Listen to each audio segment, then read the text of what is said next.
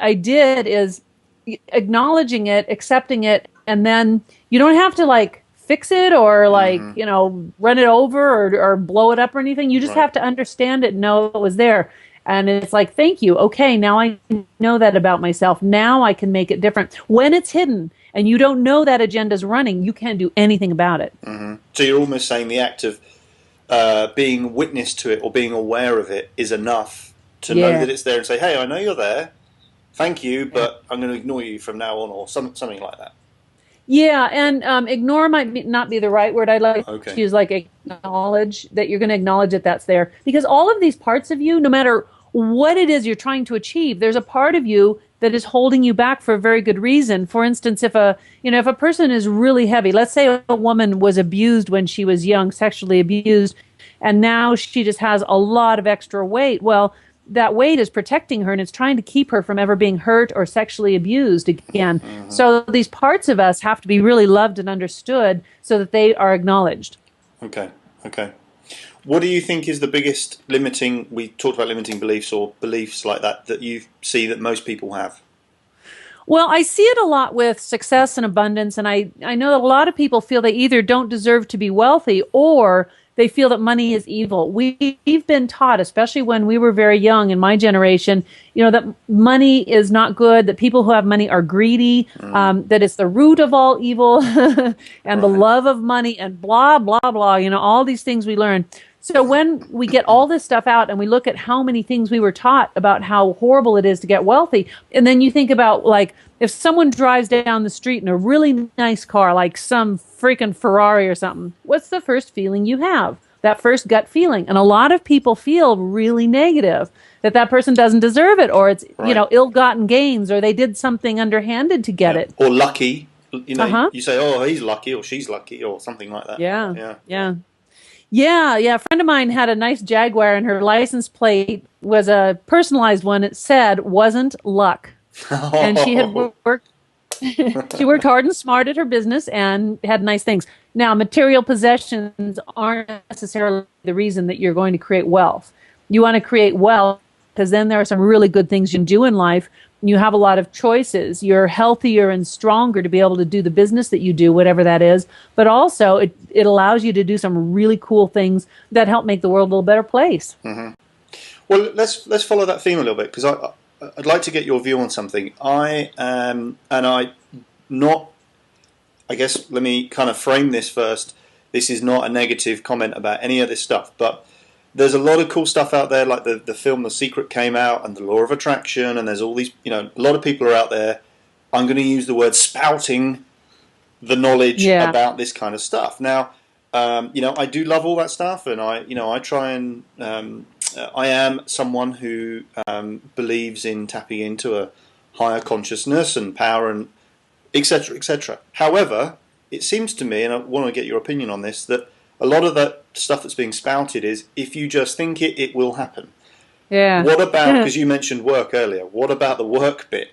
Do you think, what do you think is more important, the work or the thinking or, I mean... Yeah, it's all one big package. I mean, I love what the whole movie The Secret opened up for people, and it was kind of like kindergarten, okay, Right. now we know that there is something that has an effect on others and on our environment, and that our thoughts are things and so on. There's so much more to it. You saying affirmations to yourself like, I'm going to be wealthy, money comes to me easily, or whatever it is. A lot of those things are accepted as lies inside of your mind because it's not true. And it's not true, and it's not coming to you easily. It never has. You don't have any evidence to show that that's ever happened or it's ever going to happen. So when I started doing these abundance groups many years ago, is when I was still pretty poor, I would have 8 or 10 people come to my office every week. And we would spend about 2 hours together, and I'd do a hypnosis session. We'd work on issues and all this stuff. And every week we did, it's like a meditation at the end about some good opportunity that was going to come to us that week. We didn't go around saying, I'm going to be rich, I deserve to be rich, money comes to me. We said, there's an opportunity that's going to be really perfect for you this week. And every week when my group came back, something amazing happened. It was a really cool opportunity. But here's what's really cool. We're looking for the opportunity. We totally shift our perspective in the way that we look at the world. So now we're expecting something, and everywhere you go, you're wondering, ooh, is that it? Is it the phone call? Is it the person I meet? And you experience your world in a totally different way. And then hopefully you take action. So with The Secret, it's like, oh, it all comes to me really easily if I buy another book or I buy another video. Right. Or another ebook. Right. Yeah. Well, so that's interesting. Let me go back to when you were actually doing these abundance. You said, I was doing these abundance sessions when I was still pretty poor. Did you at any time feel, well, let me just ask it, did you feel like a fraud? Helping people with abundance, and yet you're going, hey, God, I hope these lot pay because I need the money, right? Yeah, exactly. Yeah, and it was like it cost $99 for them to come for an entire month, so like practically free because it's only $25 a session.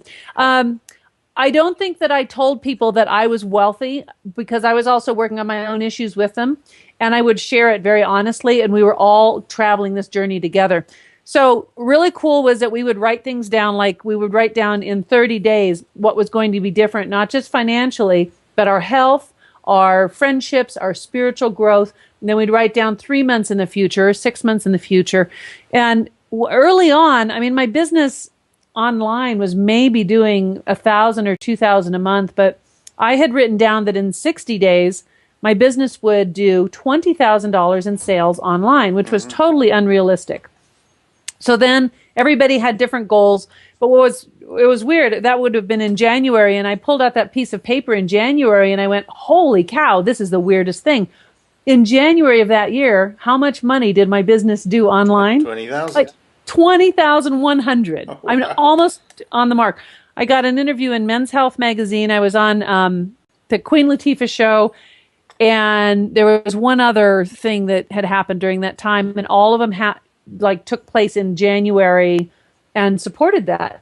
It's just so weird how that could happen time after time after time. And all of my people that were in my class, every week they'd come back and say, you won't believe what happened. Really? Wow. It's the weirdest thing. Wow.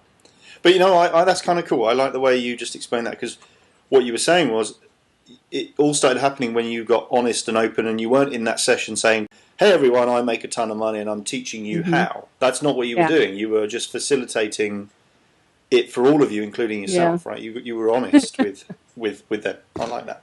Yeah. Sometimes in life we have to figure things out as we go. Right. Tell me about your reading. Are you a big reader? Can you hear me? You're breaking up a little bit. Would you say it again? Yeah, hi. Can you hear me now? Yeah. Okay. Tell me about reading. Are you a big reader? Yeah, and some of the things that I've been reading lately are a lot of the metaphysical or energetic things. One of the things that got me really excited was A Secret Life of Plants, and I don't know if you've ever heard of that. But basically, it's helping to show this connection we have with things that are, in this case, it's experiments on plants and show how they react to our emotions. Right. And then books like, I think it's called Miracles of Mind, and they do a lot of experiments with how our thoughts affect not only our own cells in our body, but other cells. And they do experiments with taking blood cells and putting them in little vials, and then people meditate on them to keep them alive. Yeah. The ones that die. Yeah, and just so many things that show us how much power we have to affect our environment.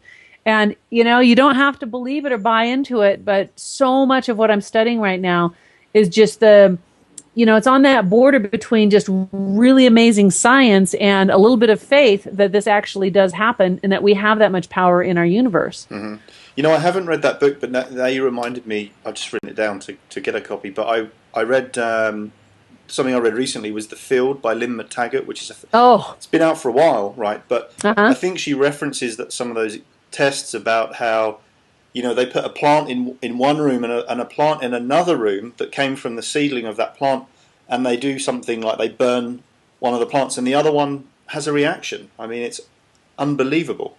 Yeah. Yeah. I mean, it's kind of. I just saw her last night. Oh, And it makes you think. It's got to think about how much power we have. did you say you just saw her? I missed what you just said there. Sorry. Last night I saw the movie. It's called I Am, Oh, you and she was saw in. I Am. Okay. Huh? Yeah. And Dean Radin, I think it is, who wrote the Entangled Entangled Minds or Entangled Universe, something like that. Hmm. And it's all about exactly that. And I have the Dean Radin book, and I haven't read that. But it's showing us that we have so much effect on all the things. Like they took the guy who made the movie. He's a big movie director, and he's made his millions of dollars, which I guess he ended up giving all of it away. But they Yeah. put with his biofeedback machine. They put two sensors into yogurt. And then they had him think about his lawyer, and you're watching the needle, and it goes wee. And then they had him think Wow. about his agent, and it goes wee. And it just yogurt. It's alive, and it picks up all of our feelings and our emotions. Right. Something that I've done is called remote influence, and I have programs that I made on CD. One is remote seduction, and one's remote influence, and we do experiments with influencing other people with our thoughts and making them do things. And it sounds really manipulative, but I don't think anyone could be made to do something against their will, but it shows us how much influence we have in affecting the experience of other people. And I've done some Hmm. really phenomenal things with making people feel a certain way, and I'm doing it just, psychically, if that's, or energetically. Okay. So yeah. So like almost a remote viewing, but in putting on an emotional aspect to that, Yeah. making them feel. Yeah, so then you think about, if we have that effect on the cells or the psyche or whatever of plants or yogurt or people, what if you go to a job interview and before you go to that job interview, you decided that the minute this person meets you, they're going to know you, love you, feel like Hmm. the value, and they're going to instantly feel this connection that's just there. And you experience that as if it's already happened, and then you send it out as an energy to them. Imagine how different your experience would be than walking into the interview going, "Oh, I don't think anybody's going to hire me. Why would they want me? Oh, there's so many other people applying."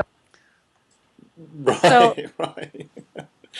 yeah, big Big difference. difference. Right. Yeah, I've played around with it quite a bit. Yeah. Yeah, I did it when I was auditioning for a play in San Francisco. This was many years ago, and it was before I knew about hypnosis, but I just decided that they would want me. The minute that they saw me and the minute that I sang for them, they would want me. No questions asked. And this was only one part that was available, and there were 100 women trying out. And I went through this whole scenario in my head of how it would feel, what they would say, the whole experience. And after I got up on stage and I sang, he said, "I don't care if Liza Minnelli walks in next. You've got the part. I Wow. don't. All these other women, I'll let them audition, but you've got the part." Just exactly like I did. And then I did it when I was on James Von Prague's show. He's the guy who talks to dead people. Maybe Yes, I I don't know do. if you know him or not. I Um, do. but I decided that the night before the show, I'd never met him. I went through this process of he and I being really connected, being old friends, and just feeling really close, and that he was fascinated with me, and that I was just so happy to, whatever. So I did this the next day, and a lot of these shows you don't meet the host. Like he wasn't even on stage with me when they were filming it. And then you're done and you leave. You don't get to like sit in and hang out with the hosts. And as I was leaving, someone grabbed me and said, "Oh, wait, James wants to talk to you for a minute." So he comes up to me and he shakes my hand, gives me a hug, and says, "Oh, it's been so long since I've seen you. I just think about you all the time. I remember you so well." Except that we've Right. never Never met. met. Oh, wow. I Yeah. did read something about. I don't know if people think this is spooky or not, but I read it was in a forum, a remote viewing forum, and they were talk. This guy was talking about remote viewing with his wife because he was a part. He did a lot of business, and Mm-hmm. anyway, they were doing kind of. I guess you'd call it erotic remote viewing, Mm-hmm. and he said his wife had absolutely known when he was remote viewing Oh, wow. with her. And they did like a little test. Like he said, over the next 2 days, I'm not going to tell you when. And so that was kind of interesting. So it kind of goes along the lines of what you're. So you've experienced that yourself. I mean, well, not the erotic Oh, for remote sure. viewing, but Oh no, I've done it erotically too. Oh yeah, I've okay. had Yeah, I had one boyfriend who was also into hypnotherapy and all the